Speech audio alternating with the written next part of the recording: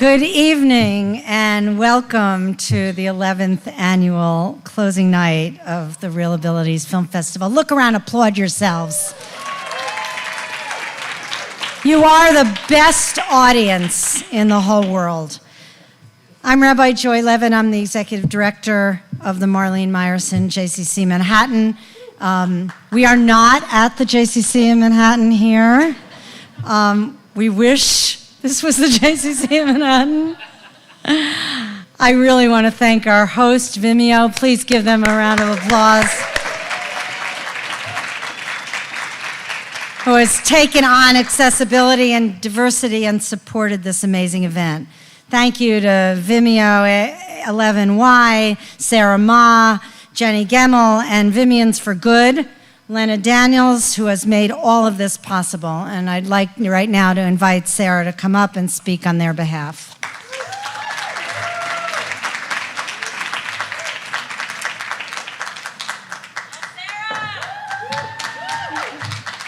Hello. Welcome everyone to our space. I'm so happy to have you all here. My name is Sarah. I am a technical support manager here at Vimeo. I also lead Vimeo's accessibility employee community group. Our group is dedicated to creating a culture of accessibility and inclusion for our users and also our employees.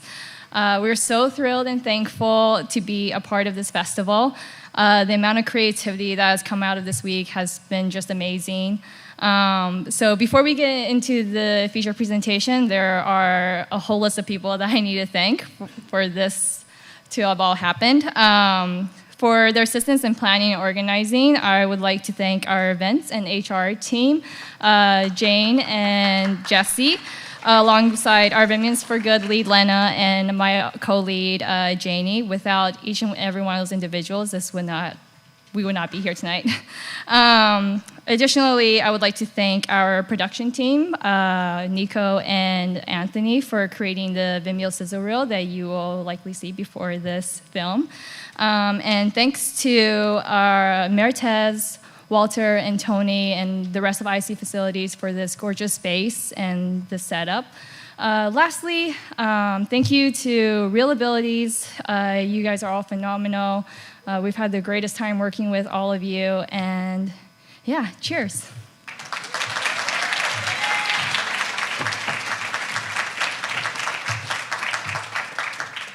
This has been an amazing week of films, conversations, and special events, all highlighting inclusion, diversity, and changing perceptions through responsible representations of people with disabilities. More than 35 films were screened in over 25 locations. Ponder that. Totaling close to 100 events with thousands of participants, making this the largest disabilities arts program in New York to date. Please welcome Acting Commissioner of Media and Entertainment for the City of New York, Ann Del Castillo, who coordinates film and television production throughout the 5 boroughs, owns and operates New York City Media, the largest municipal television and radio broadcasting entity in the country, develops and manages workforce and educational initiatives in film, television, theater, music, publishing, advertising, do you sleep, and digital content, and oversees the office, actually I guess not, the Office of Nightlife, which supports an industry of 300,000 jobs and $35.1 billion in economic output. Please welcome Commissioner Del Castillo.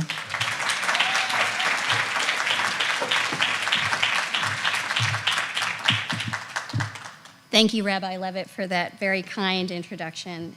Good evening and welcome. I am delighted to be here with all of you this evening. As Rabbi Levitt mentioned, our agency is focused on supporting the city's media and entertainment sector. Through our partnerships and programs, we are committed to ensuring that the industry is inclusive, accessible, and reflective of the broad diversity that defines our incredible city. For 11 years, the ReelAbilities Film Festival has been an important partner in these efforts, working to improve representation in film and to celebrate the accomplishments of people with disabilities. As we work to build a more equitable city where all people have opportunities to thrive, ReelAbilities is an important ally as we strive to fulfill this mission, giving people with disabilities an esteemed platform to share their stories and working to ensure that everyone can participate in our city's rich cultural life. Thank you to the festival co-founders, Anita Altman and Isaac Zablocki, Rabbi Levitt, and all of those associated with this year's event. We congratulate you on 11 years. Enjoy the program.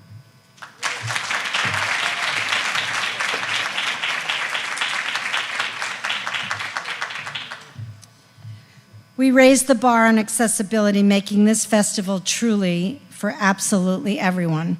This year has been our most inclusive and accessible festival in our history.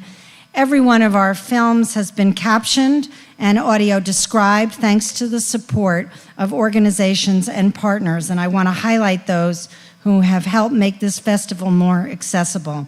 Citibank, AEA Investors, Michelle Spitz, Women of Her Word, ADAPT Community Network, Alliance Bernstein, DTCC, and last but certainly not least, Pfizer, who is one of our long-standing partners and who provided the accessibility features for the film that you will see tonight. These films will now travel with these accessibility aids to over 20 cities as our ReelAbilities expands across the country and even into Latin America. Our movies are proof that you can make both high-quality cinema and inclusivity. Please applaud our filmmakers who are here tonight with us.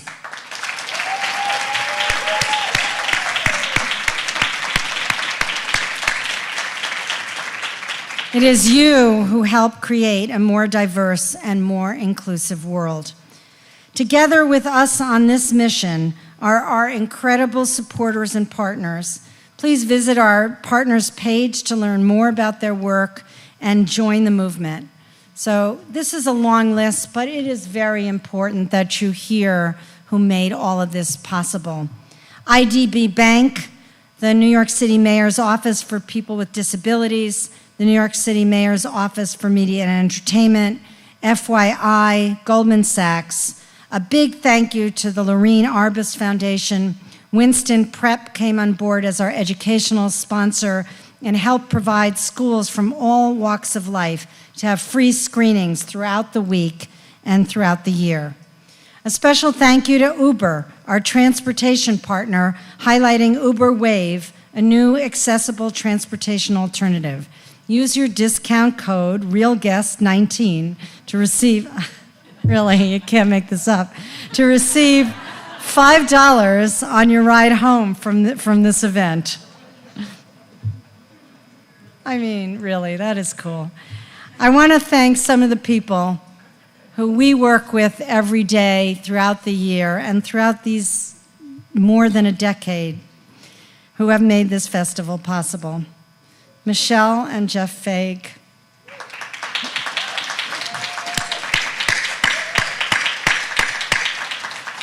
Lynn and Alicia Wiesel.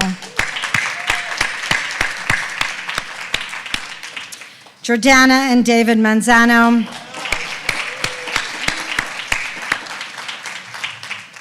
Barbara Dobkin. And last but certainly not least, Rebecca and Bennett Lindenbaum. And finally, our closing night sponsors, Suki and Mike Novogratz. Beyond all of his work in philanthropy, Mike is a film enthusiast who truly understands the importance of this festival. Please welcome him to announce our Founders Award for Short Film.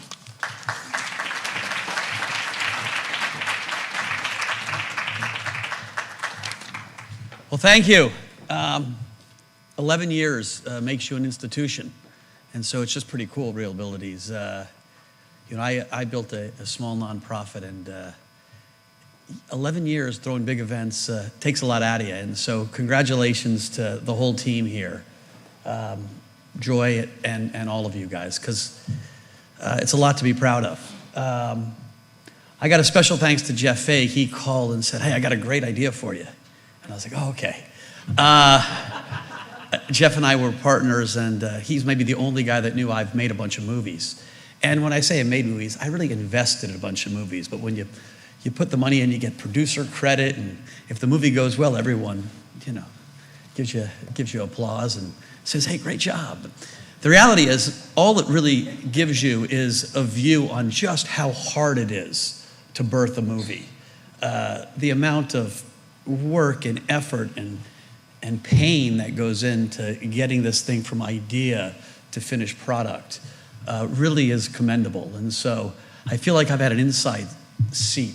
And to all you filmmakers out there, I just want to say congratulations, because it's pretty hard.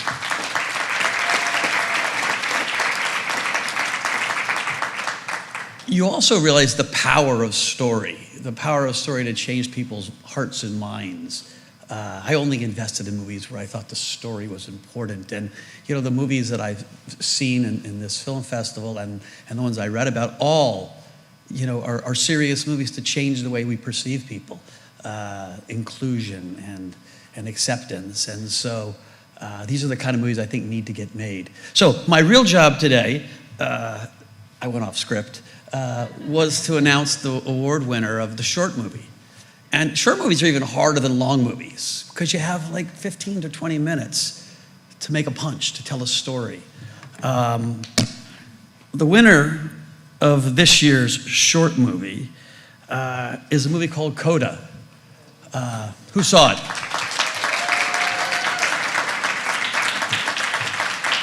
It was directed by Erica Davis March, and it's about a young dancer who struggles with living in two worlds. She's got parents who are deaf, and she can hear.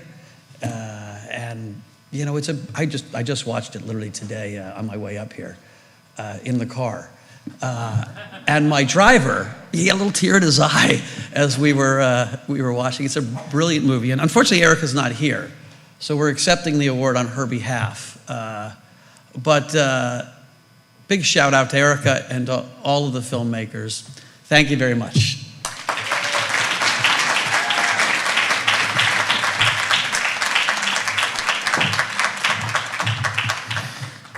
Thank you, Mike. I'm Isaac Zablocki. I'm director and co-founder of the festival. Thank you so much for being here. I want to give another huge thank you to Vimeo for hosting us. I'm wearing their letters tonight. Did you walk up the ramp on your way in here? There were no stairs. That's called universal design. That's how you do it.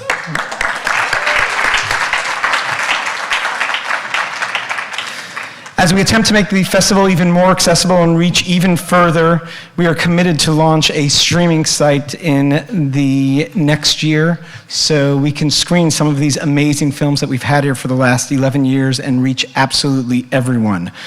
We cannot do this without your help. Please continue to support us throughout the year. If you haven't grabbed one of these cards, please do, and you could donate on our website as well. There is no one way to be a person with a disability. The festival presents the human stories, each unique and as engaging as any other. These stories make up a colorful mosaic of our world, and this is a playground where everyone is welcome. I want to take a special moment to acknowledge a person who made this festival come to life, co-founder Anita Altman.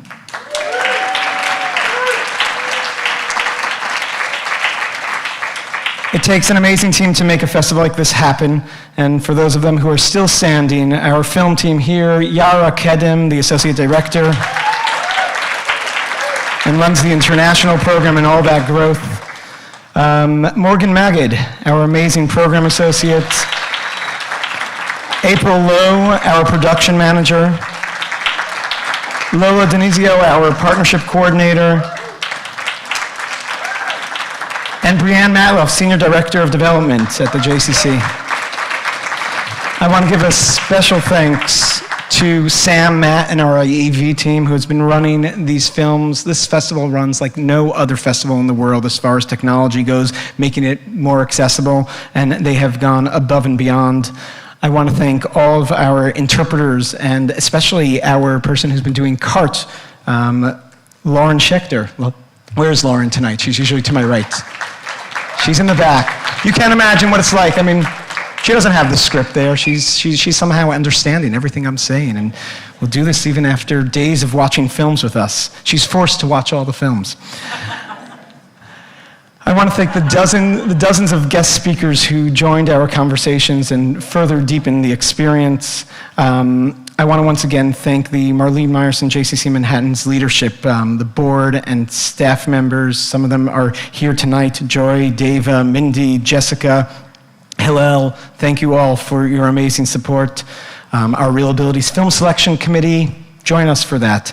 Our council and our advisory committee, and of course our amazing volunteers and interns. You have made this festival everything that it is. This is a group effort. Finally, thank you to our audience. That's you guys. You're really amazing. We program throughout the year, so you won't miss us too much. And be sure to be back for the 12th edition in 2020 and to stay in touch with us throughout the year. Finally, I want to thank Next for Autism for partnering on tonight's event. Eileen Lader, co-founder. Applause. Eileen Laner, who's the co-founder and president, will lead the Q&A with the director immediately after the film. On to tonight's film. It's The Drummer and the Keepers by Nick Kelly, who's here with us. Thank you, Nick.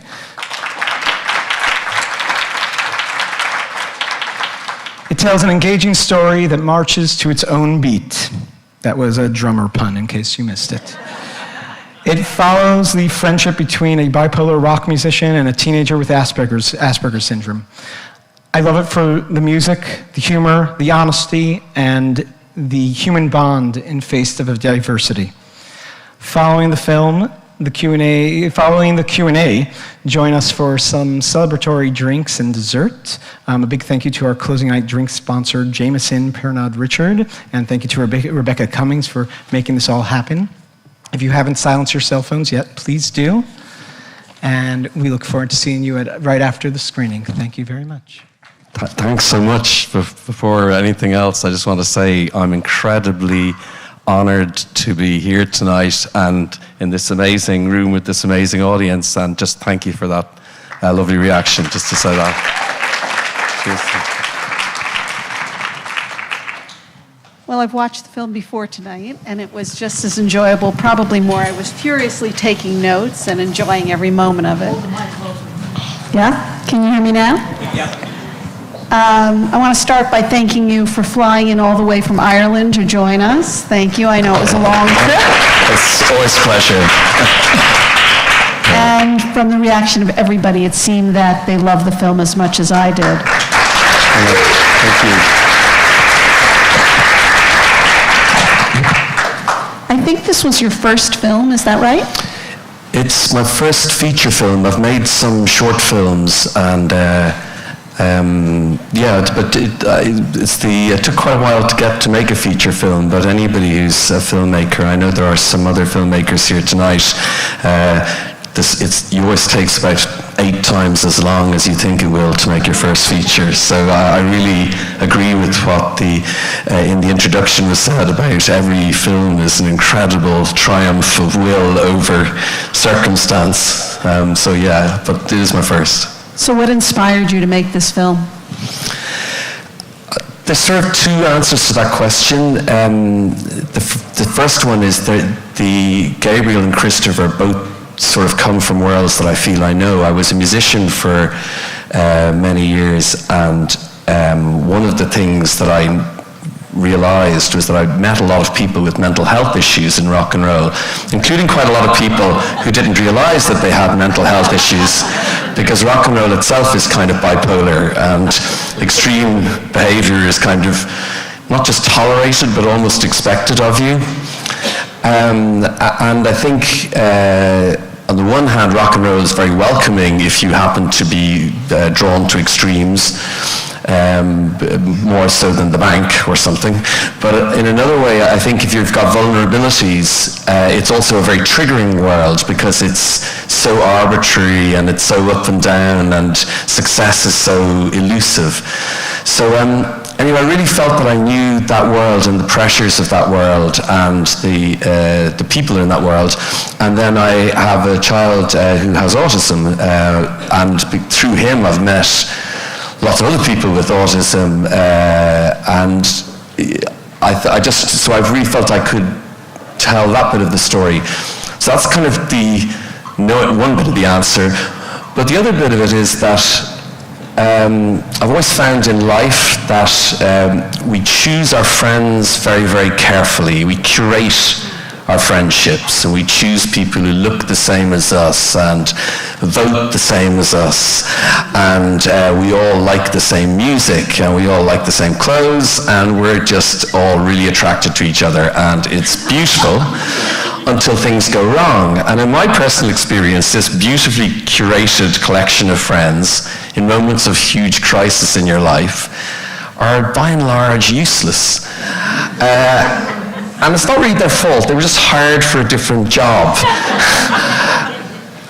But if you're lucky, what I've also experienced in life is that out of the woodwork appear the weirdest people that you would never usually be friends with, people who you have nothing in common with, but that happens to be the person that says or does or is the thing that you need at that moment of crisis. And I really wanted to make a film about those friendships that you would never choose, but end up being the really important redemptive friendships and relationships in your life. And I just thought, taking the up and down of classic bipolar, and I think the very much trying to avoid any variations from what is normal and expected that I think so many people in the autism spectrum really cleave to, because it avoids the stress and anxiety. I just thought those are two worlds that we would never usually see together, so if we crunch them together, it will be dramatically interesting. That's a really long answer, but there you go.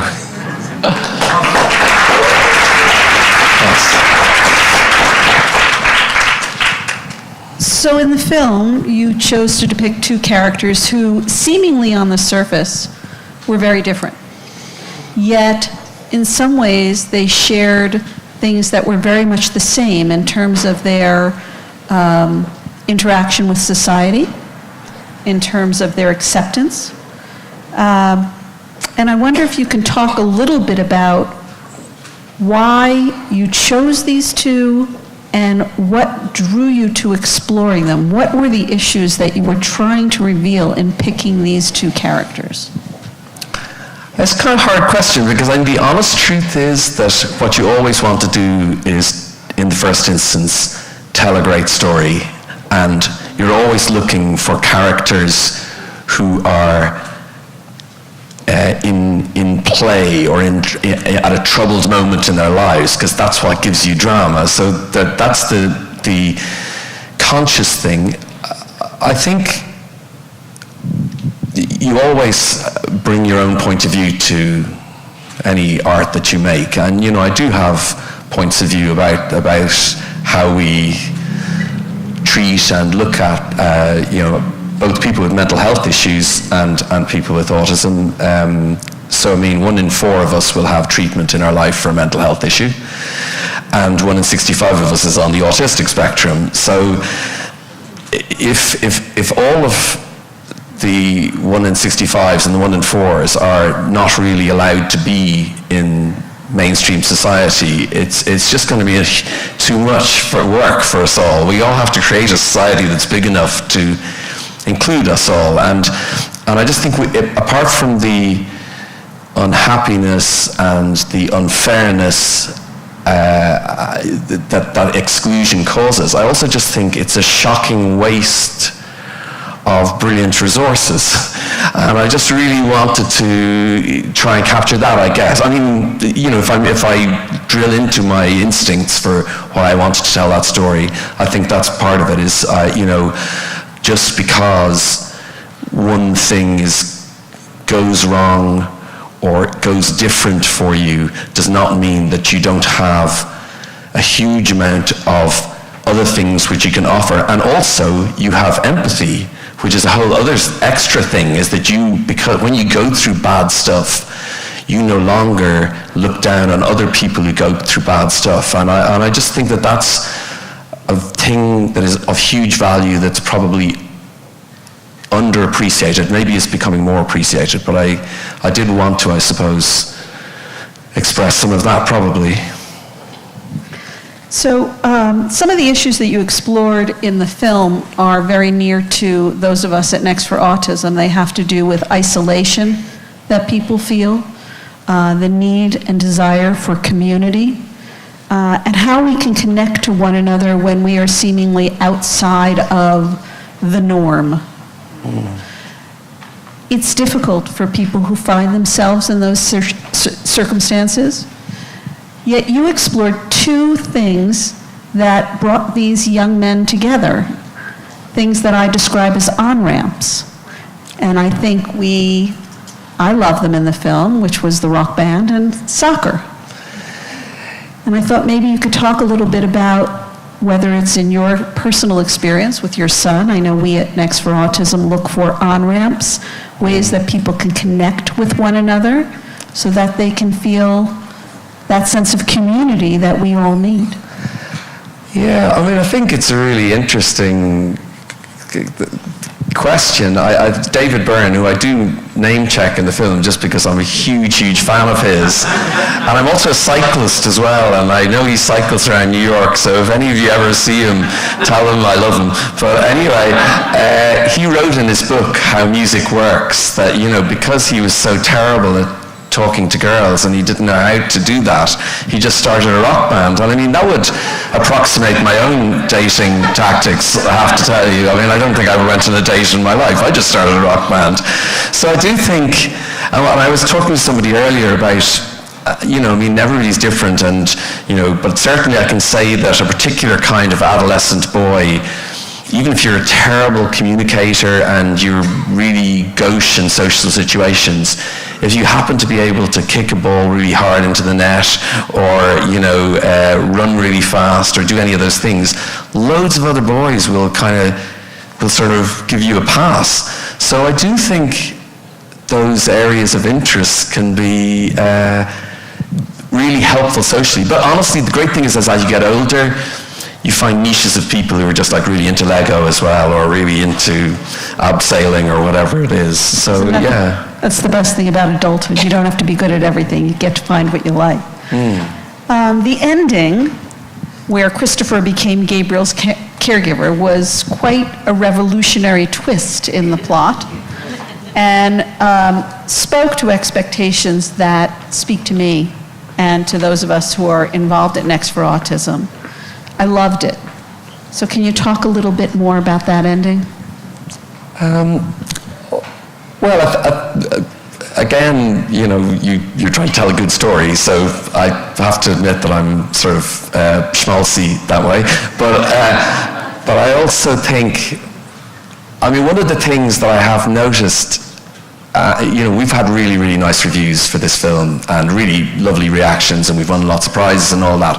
But I have noticed that there's a minority of film critics, and they review the film and they say, we really love the characters, we really love the story and setting, but we find the ending very unrealistic. And it's they tend to mark it from a 5 down to a 4-star. Like, they still, give us good marks. And I kind of started to think about that, and I was thinking, is our twist more twisty than the twist at the end of Juno or the twist at the end of Billy Elliot? And I thought, no, what it is here, what's going on is these critics perceive these two conditions to be so inherently tragic that they can't accept the idea that a person with these conditions could have a happy and fulfilled life. They can't accept a happy ending to a story that has people with conditions like autism or bipolar in it. And I think that that's incredibly naive of them, actually, because not to underestimate the challenges that anybody with either of those conditions has, and indeed their families have.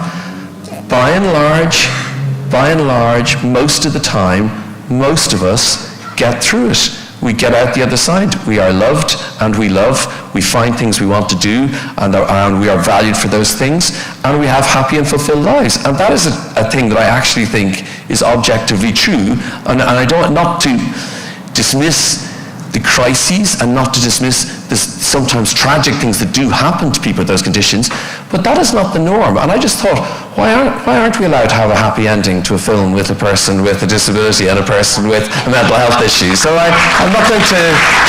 I stopped apologizing for that.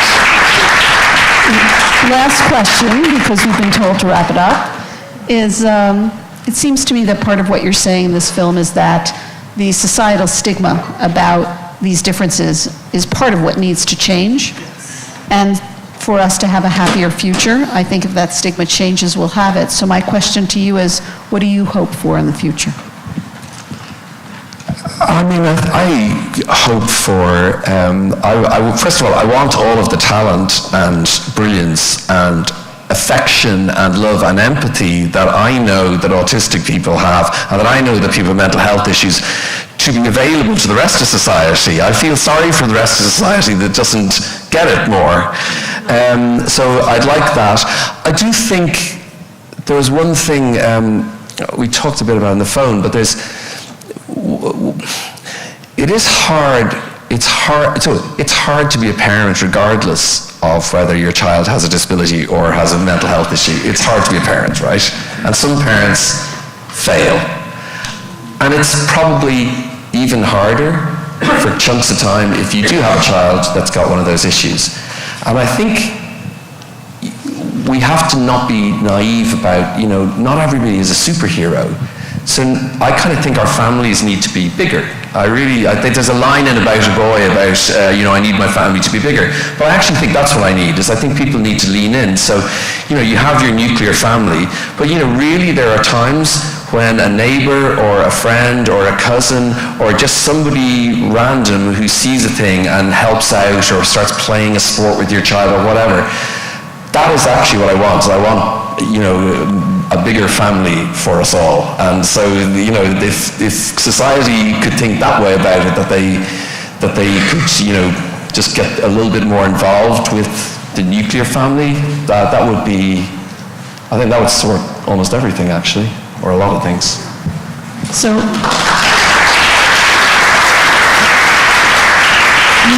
you've talked about us being more alike than different, and I think that what this film festival embodies is what's more alike than different in all of us. And I want to thank those of you who have put it together and had the belief that others would understand that and embrace that and applaud that. And so I want to thank you all for doing what you do. And Nick, I want to thank you for coming over from Ireland. Pleasure. Thank you so much. And thank you all for having me.